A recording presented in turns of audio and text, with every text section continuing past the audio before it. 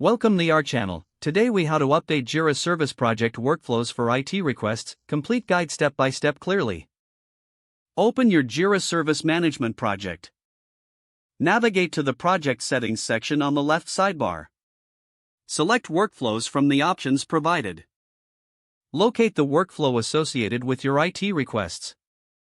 Click on the Edit button to enter the workflow designer. Identify the status transitions that need updating. To add a new status, click on the plus icon in the workflow. Name the new status relevant to the IT request process. Drag and drop the status to the appropriate location in the workflow. Connect the new status with existing statuses by drawing transition arrows. Click on the transition arrows to configure the transition details. Set transition conditions if needed to control when the transition can occur. Add post functions to automate actions during the transition, such as notifying team members.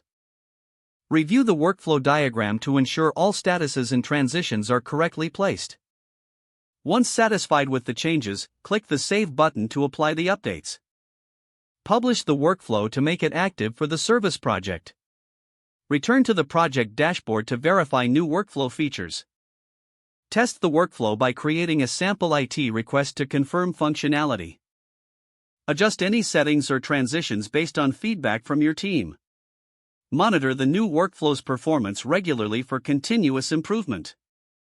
If the page does not load, refresh the browser or try again in a private or incognito window. Make sure you are using the correct email address, then retype it carefully to avoid small typos.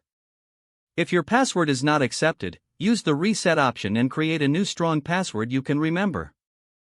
Check your spam folder for verification or security emails, then complete any requested confirmation steps. Enable two-factor authentication if available to improve account security and reduce unauthorized access risk. After signing in, review your profile details so your contact information and settings are accurate and current. If you see an error message, note it down and try again after restarting your device and internet connection. Log out when you finish, especially on shared devices, to keep your account and payment information secure. Don't forget to like this video and subscribe to our channel for more step-by-step tech guides.